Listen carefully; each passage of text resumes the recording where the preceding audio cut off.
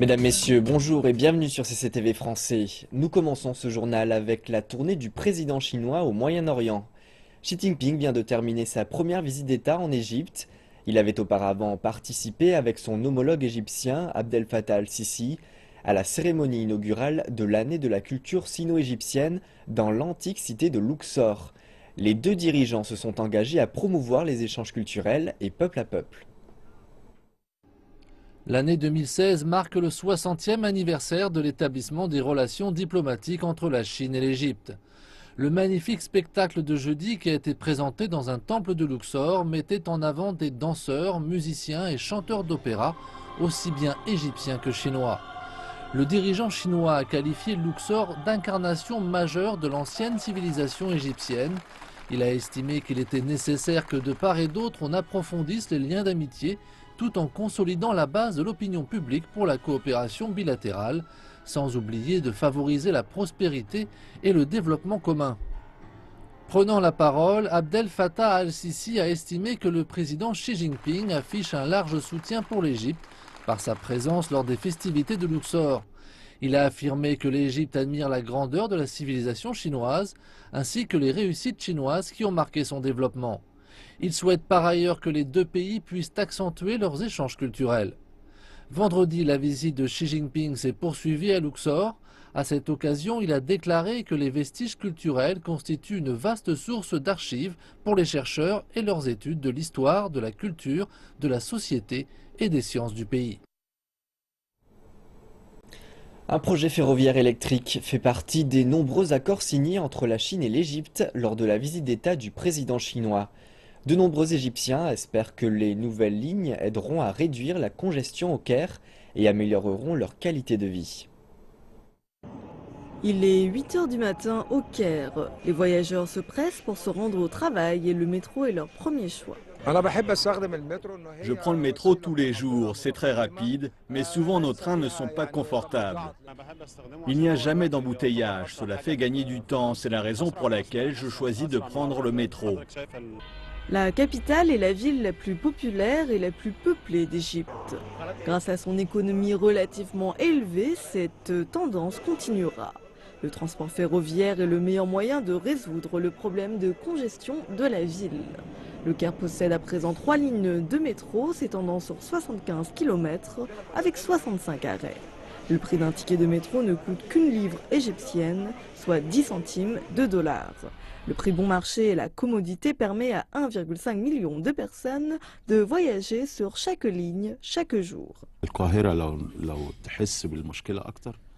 Le Caire a une population de 17 millions d'habitants et ce chiffre augmentera à 25 millions. Les véhicules roulent à 12 km/h. Si nous n'agrandissons pas le système de métro, les véhicules ne rouleront plus. L'Égypte prévoit également de construire une nouvelle capitale à une dizaine de kilomètres à l'est du Caire. Le pays a signé un accord avec la Chine pour construire un train léger reliant le Caire à 6 villes voisines pour créer de l'emploi et relocaliser les habitants à l'extérieur de la capitale. Lorsque cela sera achevé, la longueur totale des rails s'étendra sur 70 km et possédera 12 stations. Les trains sont conçus pour atteindre une vitesse maximum de 120 km/h. Le Caire est déjà surbondé. Nous avons besoin de déménager dans une nouvelle ville et je pense que le transport urbain est la solution à notre problème. Ce transport sera plus commode. Grâce au nouveau programme ferroviaire, la ville sera moins congestionnée et les habitants pourront voyager plus confortablement. Un quotidien iranien a publié un article écrit par le président chinois avant sa visite d'État les 22 et 23 janvier. Xi Jinping y appelle à une meilleure coopération et à un renforcement des liens avec l'Iran. Le président chinois écrit qu'il échangera ses points de vue avec son homologue iranien sur les affaires régionales et internationales, ainsi que sur les progrès en matière de relations bilatérales. Il a précisé qu'en vertu du cadre de travail Une ceinture et une route, les deux pays peuvent améliorer leur confiance politique et partager leurs avancées de développement. Xi Jinping a précisé qu'il espérait que la Chine et l'Iran pourront travailler ensemble sur un réseau de transport visant à connecter l'Asie de l'Est et de l'Ouest, à étendre la coopération en matière d'énergie et d'industrie et à améliorer la communication dans divers secteurs. Plus de détails concernant l'article du président chinois publié par le quotidien Iran Daily. L'article évoque l'histoire et les récents développements des relations entre la Chine et l'Iran et donne un point de vue très optimiste concernant le futur de ces relations. Le journal est l'un des plus influents d'Iran. Et c'est la première fois qu'il publie un article écrit par un chef d'État étranger. La direction du quotidien dit que cet article de première page couvre les relations entre la Chine et l'Iran sur plusieurs aspects. L'article mentionne le passé des relations bilatérales et les rôles joués par la Chine et l'Iran dans les affaires du monde, ainsi que le futur des relations entre les deux pays. L'article a une grande signification et doit être lu par les Iraniens. Le directeur du journal dit que la visite va faciliter l'ouverture du journal sur la politique, l'économie et la culture chinoise. Et elle pourrait attirer l'attention des gens du peuple, qui chérissent l'histoire et le futur des relations entre l'Iran et la Chine. Je salue la visite du président Xi en Iran. L'article est très intéressant. Il mentionne les relations entre la Chine et l'Iran dans le passé, des pays qui, je pense, sont étroitement liés et jouissent d'une profonde amitié entre leurs peuples. L'article de M. Xi évoque également la collaboration entre les deux pays. Des érudits disent que cette visite est historique et que les deux pays devraient en saisir toutes les opportunités. L'initiative Une ceinture, une route est un très bon mécanisme de coopération qui apporte de grandes opportunités aux pays situés le long de l'ancienne route de la soie. J'ai confiance dans cette proposition qui a un fort potentiel. Les analystes disent que la visite va accélérer le développement des relations bilatérales. Ils disent que l'Iran et la Chine vont travailler encore plus étroitement sur les sujets régionaux et internationaux. À la veille de la visite du président chinois en Iran, les Iraniens espèrent que les relations entre les deux pays pourront atteindre un nouveau niveau. En tant que vice-ministre de l'Iran en charge de l'industrie cinématographique, j'espère que les deux pays pourront avoir plus d'échanges culturels, en particulier dans le domaine de l'industrie cinématographique. Nous pouvons coopérer dans de nombreux domaines et nous pouvons investir ensemble dans plus de cinéma. Nous sommes contents que le président chinois visite l'Iran. Nous espérons que la Chine pourra accroître ses investissements en Iran et nous souhaitons travailler avec les entreprises chinoises et faire des affaires ensemble. En raison de la levée des sanctions, l'environnement est maintenant complètement différent. Nous espérons que la Chine approfondisse sa coopération avec l'Iran, en particulier dans le domaine économique, afin d'arriver à une solution gagnant-gagnant.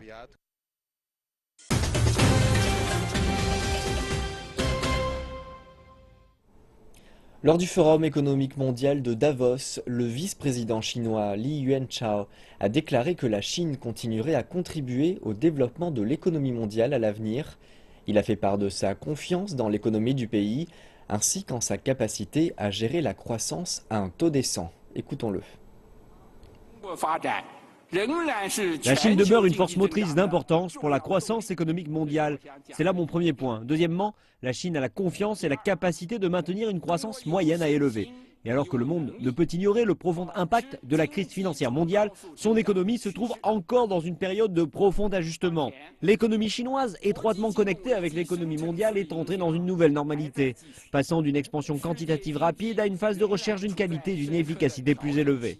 Pour les années à venir, la priorité de développement de la Chine est de maintenir une croissance modérée à élevée, de progresser sur les niveaux moyens à supérieurs de la chaîne d'approvisionnement et de fournir de nouvelles forces vives à l'économie. Et le thème de cette année à Davos est la maîtrise de la 4e révolution industrielle. Ce concept est aussi appelé Industrie 4.0 et est devenu une expression à la mode partout dans le monde. Pour la Chine, il s'agit d'une occasion pour mettre sur les rails une importante transformation industrielle. Voici l'avenir du secteur manufacturier. Des entreprises et des instituts de recherche ont mis sur pied le premier laboratoire intelligent d'usine Industrie 4.0 en Chine. Le terme a d'abord été présenté en Allemagne, qui est un véritable leader dans cette révolution industrielle. Et en Chine, grâce au programme stratégique du pays Made in China 2025, l'accent est mis sur la convergence de divers concepts qui intègrent le numérique et le physique.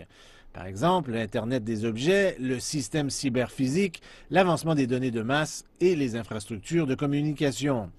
Cela signifie l'utilisation de l'auto-optimisation, de l'auto-configuration et même de l'intelligence artificielle pour compléter des tâches complexes. Cela permettra une meilleure efficacité de coût et des produits et des services de qualité supérieure. L'industrie 4.0 ne se concentre pas simplement sur des questions techniques, mais plutôt sur des concepts liés aux gens et à la gestion. Plusieurs ingénieurs allemands disent que les usines chinoises doivent d'abord adapter leur processus de production. L'industrie 4.0, ce n'est pas simplement l'automatisation. Au lieu de concevoir des usines sans humains, cela signifie plutôt des usines intelligentes qui mettent plus d'importance sur l'interaction de l'homme avec les robots. Au lieu de la production en série traditionnelle, des produits différents viendront de la même chaîne de production adaptés à chaque client. Les experts croient que les défis sont énormes, mais les opportunités le sont tout autant. Si nous voyons comment la Chine se sert de l'industrie 4.0, il y a quelques défis et quelques risques dans ce concept. On pense bien sûr à la perte d'emploi. Si vous augmentez la productivité, vous libérez beaucoup de main-d'œuvre et vous devez penser ce que vous pouvez faire avec cette main-d'œuvre. Donc il y a bien sûr une demande énorme pour la formation, particulièrement pour la formation professionnelle. Je pense que la Chine doit investir de façon importante dans la formation et aussi dans l'alphabétisation numérique pour faire face aux défis qui émergent en même temps que ces concepts. Peu importe s'il est question du développement de l'industrie 4.0 ou 5.0, on parle d'un changement important dans la façon de penser. Cela requiert des transformations structurelles et de l'innovation pour pouvoir s'assurer un niveau de compétitivité qui permettra de survivre. On s'attend à ce que l'industrie 4.0 ait un grand impact sur la chaîne de valeur de l'industrie. C'est essentiellement un mariage entre le monde numérique et le monde physique qui va créer un nouveau paysage industriel dans l'avenir. Les entreprises d'État de Shanghai ont enregistré un record de bénéfices, 313 milliards de yuans en 2015, soit une hausse de 19% par rapport à l'année précédente. Cela est en partie dû aux réformes de la propriété au sein de ces entreprises. Le gouvernement a déclaré lors d'une réunion cette semaine que les réformes continueront cette année. Le gouvernement central lancera une série de réformes pilotes au sein des entreprises d'État dans 10 quartiers en 2016, dont des réformes de politique de titularité et d'embauche de directeurs exécutifs. Shanghai a réalisé également des réformes de titularité, dont l'introduction en bourse d'entreprises entières et non seulement les filiales rentables. L'entreprise Shanghai International Port Group a fait partie des premières entreprises locales à être nationalisées. L'entreprise a également commencé à offrir certaines de ses actions aux employés en tant qu'encouragement. Le nouveau système est en place depuis plus d'un an et l'entreprise a été témoin de grands et d'encourageants changements dans ses opérations. Suite à l'introduction de la totalité de l'entreprise, la gestion et la structure de notre entreprise est devenue plus claire qu'avant. Nous avons des normes opérationnelles plus élevées, car nous sommes à présent une entreprise cotée en bourse. En d'autres termes, c'est comme mettre une entreprise dans un vase en verre, tout est ouvert et transparent. Nous avons commencé à donner des actions à nos employés en 2014 et aujourd'hui, ils prennent davantage soin des opérations de l'entreprise. Nous avons reçu 57 propositions cette année lors des réunions, alors que nous n'en avions qu'une sur 10 avant. L'objectif des entreprises d'État cotées en bourse est d'introduire de multiples actionnaires, dont des investisseurs privés, et de réduire la proportion des actions détenues par le gouvernement à un niveau plus modéré. Le gouvernement pense que cela aidera à relancer la productivité et la compétitivité des entreprises publiques. Elles sont habituellement imposantes, mais possèdent plus d'un commerce principal. Tous ces commerces ne sont pas forcément cotés en bourse. Pour résoudre ce problème, le gouvernement central a publié des directives pour classifier les cibles de réforme des entreprises d'État. Les entreprises d'État sont à présent divisées en entités commerciales d'un côté et d'un autre côté en entreprises impliquées dans la sécurité ou dans le contrôle de ressources naturelles. Mais selon les experts, classifier certaines entreprises d'État est un sérieux défi pour les réformes de cette année. Comme le marché s'est développé, les gens se sont de plus en plus sensibilisés sur la signification de la classification des entreprises d'État. Clairement, la réforme est dans la bonne voie, mais les limites de chaque classification ont été établies par les forces du marché. Par exemple, l'industrie de la télécommunication implique la sécurité de l'information, qui devrait être strictement contrôlée par le gouvernement. Mais pour le domaine du service de terminal, cela peut être ouvert pour la compétition du marché. Même si nous divisons les entreprises en deux catégories, la division détaillée est très compliquée et a besoin de beaucoup plus de considération. La réforme des entreprises d'État a déjà rapporté de bons résultats pour 2015. Les entreprises d'État de la ville ont généré un total de revenus de 3 000 milliards de yuans, soit une hausse de 7% par rapport à l'an dernier. En plus des réformes de titularité, les entreprises d'État à Shanghai explorent également d'autres chemins pour augmenter leur rentabilité pour l'année à venir. L'entreprise Shanghai Port, par exemple, essaie un nouveau système pour embaucher les directeurs exécutifs et élargira les actions à ses employés cette année. Le marché de l'emploi en Chine a connu une progression régulière en 2015, et ce malgré une économie tournant au ralenti. Des informations tirées d'un rapport du Bureau des ressources humaines publié vendredi. Le taux de chômage enregistré dans les villes de Chine était de 4,05% et plus de 13 millions d'emplois ont été créés l'année dernière. Des chiffres qui ont dépassé les prévisions du gouvernement. Les responsables ont reconnu qu'il y avait des augmentations d'emplois dans certaines industries et entreprises, mais déclarent que la situation n'est pas généralisée. Ils s'engagent également à apporter un soutien continu en vue de soutenir le marché de l'emploi. Nous avons vu une hausse des réductions d'emplois dans plusieurs secteurs commerciaux lors des efforts menés par la Chine en vue de modifier son modèle économique. Les statistiques montrent que les licenciements ont eu lieu dans certaines zones et qu'il n'y a pas eu de licenciements à large échelle. En 2016, nous pensons qu'il y aura plusieurs facteurs d'importance pour le marché de l'emploi, tels que des bases économiques, des mesures avancées de réforme, l'innovation ainsi qu'un fort appui du gouvernement. Donc le marché de l'emploi cette année va demeurer stable en général. Une importante vague de froid a balayé plusieurs régions de Chine, amenant des chutes de neige et une baisse marquée des températures. Les administrations locales et les citoyens tentent de s'adapter tant bien que mal. La température en Mongolie intérieure a continué à chuter. Dans le nord-est, la ville de Ulunbuir a connu sa journée la plus froide de l'hiver vendredi, alors que le mercure a atteint les moins 50 degrés Celsius. Le département local de chauffage a mis en place des mesures de secours, faisant fonctionner toutes les stations de chauffage de la ville à pleine capacité pour assurer la stabilité du système. La station météorologique de Beijing prévoit que lors des 2 prochains jours, la capitale chinoise continuera à connaître des températures très basses et de fortes rafales de vent. Et dans les zones montagneuses, le mercure pourrait descendre jusqu'à moins 23 degrés Celsius. Le front froid a aussi amené de la neige dans l'est du pays, notamment dans les provinces du Fujian, du Zhejiang et d'Anhui, mais aussi dans le nord-ouest comme dans la province du Gansu. Les administrations locales ont mis sur pied des plans d'urgence pour ramasser la neige sur les routes et pour composer avec les conditions extrêmes le plus efficacement possible. Les autorités dans le Zhejiang et dans la région autonome de Hui de Ningxia ont envoyé des techniciens pour réparer les lignes électriques endommagées par la neige dans les régions montagneuses pour s'assurer que les résidents puissent survivre à ces conditions hivernales. Et le grand front froid de cette semaine ne rend pas les choses faciles pour les personnes qui se rendent au travail, en particulier pour celles qui passent leur journée à l'extérieur avec des températures glaciales. Zhou Chun travaillait en tant qu'exploitant de services de dépannage pendant près de 30 ans. Il faisait partie de l'équipe de maintenance qui s'occupe du tunnel est de la route de Yan'an. Son travail commençait à 7 h du matin et il devait rester disponible toute la nuit en cas de besoin.